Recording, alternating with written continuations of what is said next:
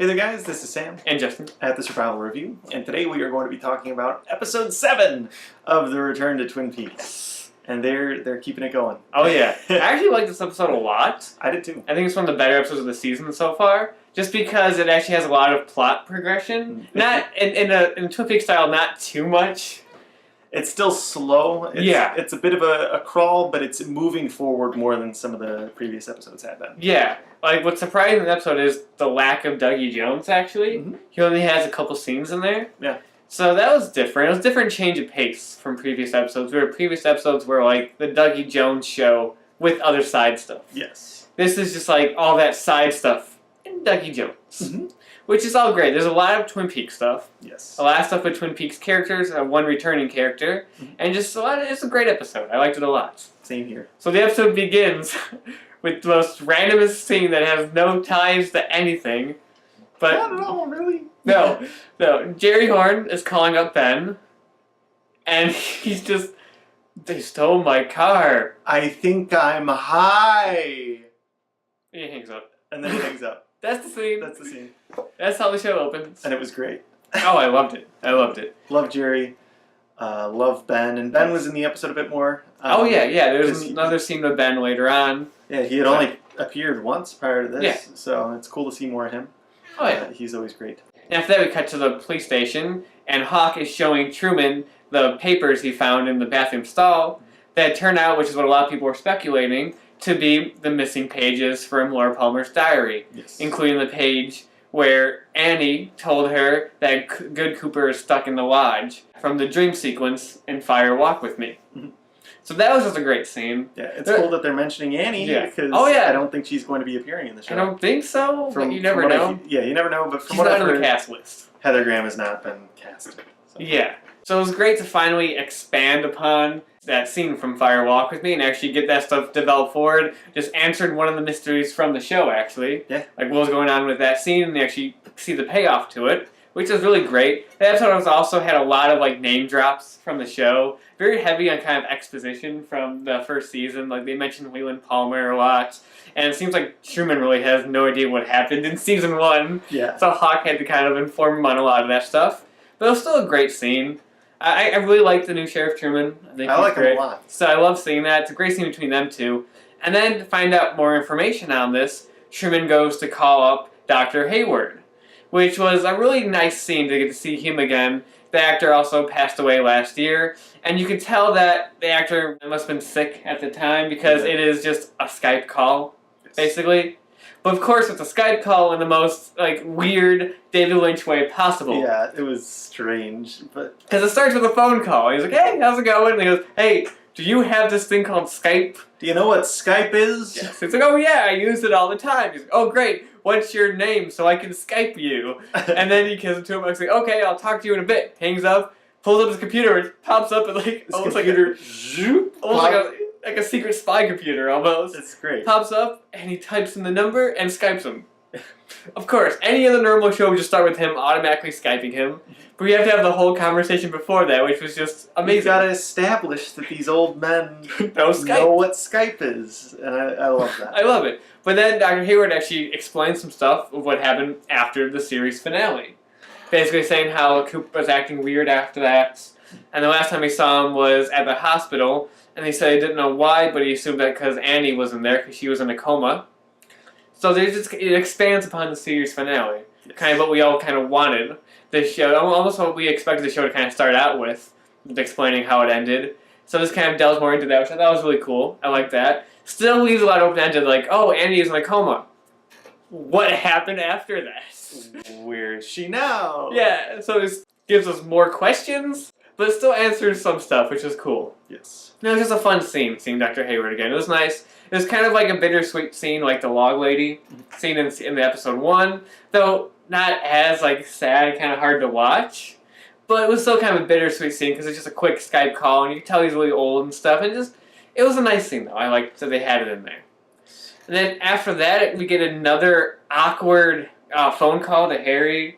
I don't know, those scenes still aren't really clicking with me. It's a little weird because it's sort of obvious that hey, we need to reference the fact that this isn't Harry Truman and kind of And unless they actually delve upon what his sickness is, like later on, which they better, or else this will feel even more kind of pointless. Like, it's just kind of an awkward scene of him. It felt kind of like a reminding us that he's still there. Yeah. Like, hey, I got something to tell you. Oh, you're not feeling good? Okay, I'll just tell you later. Get better. Bye. Yeah. That was basically the scene. That's one little iffy thing. Yeah, it's kind of like, I don't know. It feels kind of awkward. That scene didn't really need to be there. I just hope that they go more into what's up with Harry. And then it comes into play actually in the show and isn't just there because the actor couldn't be there. You know, that's the kind of one little flaw with the show. Yeah. So after that, we cut to the military officer who was talking with Ernie Hudson the previous episode or two about how they found Briggs' fingerprints at that morgue. So she goes to the morgue and she's just kind of confused on what's going on. Like, why do you have our fingerprints? Why do you have Briggs' fingerprints and everything? Like, oh yeah, we found it off the body. She's like, what? There's a body? So they take out the body, and they show her the headless, dead body, which is also appears to be around late 40s or so. So nothing's really adding up with Major Briggs. Yeah. But she believes, yes, this is Major Briggs. Yeah, because the fingerprints came from him. But he should be in his 70s. Yeah. So she calls up Ernie Hudson, and she kind of tells him what's going on, like how weird it is that it's this 40-year-old headless dead body with Briggs' fingerprints. Mm-hmm. And he says, oh, well, we know who to call. And he calls somebody, and that's all we see of that. Yep. You like to assume he called the Ghostbusters to come check it out. Yeah, bringing Egon onto the case. Yeah, but probably not. That theory might be wrong. I don't know. It's my theory. Yes. It might be wrong, but you never know. We'll see how that pays off in later episodes. Ray! Peter! Ray, we've got an issue! So, there's that little bit. That's kind of moving that plot forward of the John Doe, who don't know who that is. It's moving that plot forward. And then we get to kind of like the middle bulk of the episode, which revolves around our favorite characters at the FBI. Yes. Now we get more Rosenfield and more Cole, but we also get Diane. Yes. A lot of stuff with Diane. And Diane is wonderful. Yeah. I love Diane. She's not a happy lady. She's a tough cookie. She always was. She's just not pleased with anything. No. But the first scene you get is Cole in his office, just sitting there whistling, and Rosenfield come in just like, I told her we need to talk about Dale, she said fuck off, and that was it. Again, I love Rosenfield. Like, he's great. I wish he could have had his own spin-off of just him and Cole on adventures. He's the kind of guy who's not used to people telling him to fuck off. No. No. So Cole's just like, okay, well, I'll go talk to her, and you come with. So they go talk to her. Of course, she's still like, fuck off, no, I don't want to help you. But they convince her to come to the prison where Doppelcooper is to talk to him. That scene is really weird. It's really well acted. Yes. Doppelcooper is still creepy as hell. I love that character. And the fact that we barely saw him in the previous episodes and we're getting more of him in this one just made me really happy. But Diane brings up something that happened in the past between them that he does seem to remember, but she can still tell that it's not Cooper. Like, she kind of breaks down a little bit and leaves the place. It's very intriguing stuff. And it's great to actually, again, see more of Diane. Yes. Which is still weird to actually see that character. It's really weird, and I like the way that she's playing it, because it's one of those things where it's just a character we've known by name all this time. Never heard her voice, never any of that. And it completely subverts our expectations, because this is not the character we expected to see. But I like that just her conversation with Doppelcooper, and you know that, like, they know that something's wrong. They know that that's not Cooper. No. Really. Because also there's a scene previously on the plane with the one agent who was looking at her, Cooper's fingerprints. She brings up that it's almost an identical match, but not exactly. Because a couple of the fingerprints were flipped to make it look identical. Yes. To Cooper's fingerprints from 25 years ago. So see, something's off with that. It also gives me, like, that gives us one of the funniest moments in the show. She's just like, what's going on? And instead of explaining it, David Lynch just goes, he like takes her hand, flip your hands over. It's good to see you again, old friend. This is the spiritual side. And that's it. That's it. It's like, okay. Oh, okay. Every time that happens in the show, every time somebody says, like, what's going on, nobody explains anything. It's great. And you're sitting there like, oh, are they going to explain? No. Oh, nothing. that's... Okay, thank you. Yeah, great. And then there's more stuff with Doppelcooper. So you see him in his jail cell, and a guy walks up to him, and Cooper just goes, hey, I have to talk to the warden about something. A strawberry. Makes total sense. But they comply, and they bring him to talk to the warden. Because the warden knows what strawberry means. Yes. We don't. We don't. But he knows that it's essentially he did something real shitty at some point to a Mr. Strawberry or Something like that. And there's a name, I can't remember the name. There's something with dog's legs and stuff. And there's all kinds of stuff, and basically Doppel Cooper has some dirt on him and is able to use that dirt to get out of the jail. Yes, so at the end of the episode, they release Doppel Cooper and he drives off. Mm-hmm. I'm just waiting for the Doppel Cooper and Dougie confrontation scene. There's gotta be. I'm predicting that that's what brings his memory back. Yeah. They meet each other and something happens. It could be whatever. You can't predict things with the show. No, but that'd be so great. If they have a scene together. Yes. And then speaking of Dougie, we do see a little bit of Dougie in this episode, starting with him at work, and it starts off with the Tom Sizemore character, the other guy working at the firm with him, who of course we know something's up with him. Yeah, he's doing something wrong, and he's just standing there trying to get something out of Dougie. Yeah. Like, hey, what were you talking to our boss about earlier? And then the one lady who let him into the bathroom in the episode comes in and goes, "Oh, the cop's here to talk to you." Sizemore just goes, "Oh, gotta go," and leaves. And the cops come in, as so does his wife, who is standing outside waiting for him to get out of work. They all come in at the same time, and the cops are there asking him about his car that they found, blown up. With, multiple people killed by it. Yeah, dead bodies. So. And they start off all mysteriously, what happened to this car? What did you do? And they're like, "Oh, it went missing." Like, "Well, why didn't you report it missing?" And Dougie's just, missing. Missing.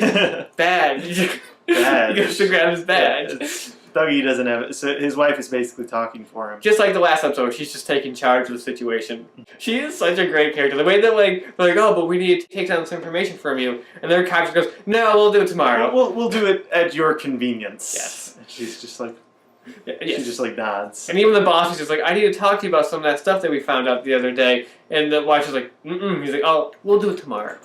She's like, "Thank you." Thank you. I love that character. I love her. But then, as they're leaving the building... See, we just freaking freaked out during that scene. The craziest part of the episode. Yes. The little person from the previous episode. Well, he's here. Yeah, he just pops out of nowhere in the crowd. Out of nowhere in the crowd, he comes up with a gun, and it's terrifying. Yeah. And Dougie, no hesitation, just grabs his arm and starts judo chopping him in the neck. Exactly. And while he's doing this, as he's squeezing the hand, the evolution of the arm, or whatever you call it, comes out of the ground, and he's like, "Squeeze his hand off, squeeze his hand off." And it's so crazy. I know. And then the assassin gets loose and just runs away. Mm-hmm. What the fuck? It was crazy. That was amazing. We both just freaked out during that moment because it was so unexpected. What the hell? Dougie just done nothing for the past 4 episodes. Yep. And all of a sudden he's judo chopping this one guy. It was insane. And then it cuts to a little bit later. It's nighttime, and people are interviewing the crowd around, and you see them picking up the gun to put in an evidence bag. But there's some sort of weird fleshy thing on the there was gun. something bloody. Yeah, and they pick that up, put it into a evidence bag. What's that? I don't know.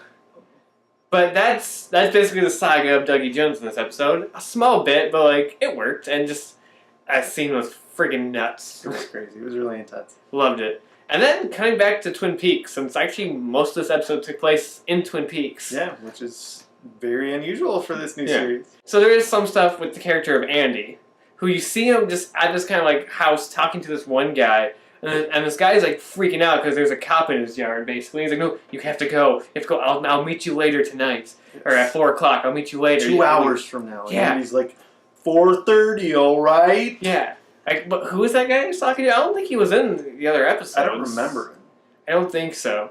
But either way, he leaves, and he cuts to a bit later, and he's waiting out, at the side of the road to meet up with the guy, and the guy doesn't show up. It was fun seeing Andy trying to do, detective work. And then we do see another scene with Ben Horn, where he's in his office with his secretary character, and she's hearing this weird, humming sound.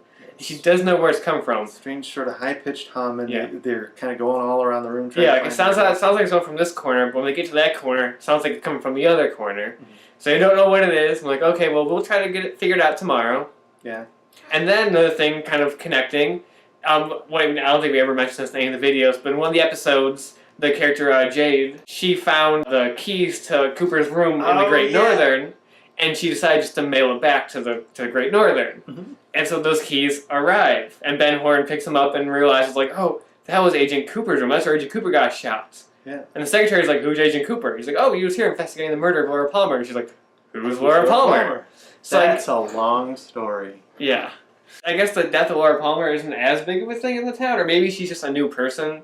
Maybe she's new to the town. It's been 25 years. Yeah. So, like, I don't know, maybe, like, it's kind of something that's been suppressed a little bit. Like, of course, the main people know about it, who've been involved in it, but that's kind of interesting for her to just be like, who's Laura Palmer? And have, like, no idea of it. So, there's also that ending that seems kind of awkward. You can see, like, there might be something going on between them two a little bit, or starting to. So, I guess Ben Horn's back to his normal ways. He's not, like, nice guy Ben Horn from the ending of season 2. Yeah. So, I don't know, but that was a little awkward of a scene, like, a lot of awkward silences. He's like, see you tomorrow, Mr. Horn. He's like, oh, call me Ben. Stuff like that. It's like, I don't know what's going on there. And then she gets home to her husband, who's sick. Looks like he has, like, maybe cancer or something like that. He's sick, and they have a little bit of an argument real quick, and there's that. So, what's that? I don't know. We'll find out. We'll find out. And then there's a scene at the Bang Bang Bar with Jean Reno. I guess the brother of Jacques or something. Played by the same actor. Yeah, so maybe it's his cousin. Probably now. Could be. And the scene starts out with he's just sitting there cleaning up, and there's a dude sweeping. It's a lot of sweeping. I liked it. Yeah, I was expecting the credits to start rolling, to be honest. Like, because it was just like nothing. And then he gets a phone call, and he's talking about his business with these like 15-year-old girls who was working with him and stuff. So basically, he's the exact same character as Jacques Renault. Yeah. Basically, same business, same everything, just teenagers doing stuff for him and stuff like that. That's it. That's it. He's a scumbag. He's a scumbag just like his brother. And he's like scummy like his brother, and like a classy scumbag like his brother Michael Parks. Exactly. And then we cut to the diner and somebody runs in asking where's Billy and runs out. Then the credits roll. Yep. That's it. That's the episode. So, I like this episode a lot. Like, I think it's probably one of my favorites, so far. Just because there's a lot of Twin Peaks action. Yeah, there's a lot going on. Yeah, and a lot of, like, plot stuff moving forward with Briggs' possible dead body, or the keys returning to the Great Northern, and Dougie actually doing Cooper-esque stuff. Mm-hmm. So this episode actually had the plot move forward. The show is still his normal, slow-paced, like, taking his time, like, self, as it's been the past few episodes, but it was a bit more moving. Yeah. Story-wise, and I like that. And I like seeing some characters again. I like seeing more of Ben Horn. I liked getting to know Diane a bit more. Yeah, I love getting to know Diane. I like seeing Dr. Hayward again. We don't know if that's his only appearance in the show. If it's going to be like, I'm assuming the Log Lady's only appearance. I'm not sure if he might be here again in another Skype call or something, but it's nice to see him. Hopefully we see more. That'd be nice. I hope so. It was just an awesome episode. That was just a great return to the town of Twin Peaks compared to what's been going on previously. Yes. Just can't wait to see more. Can't wait. It answered questions, but of course asked a lot more than it answered. How it goes with Twin Peaks. Yep. The territory. Oh, yeah. But yeah, until the next episode, yep, we will see you guys later.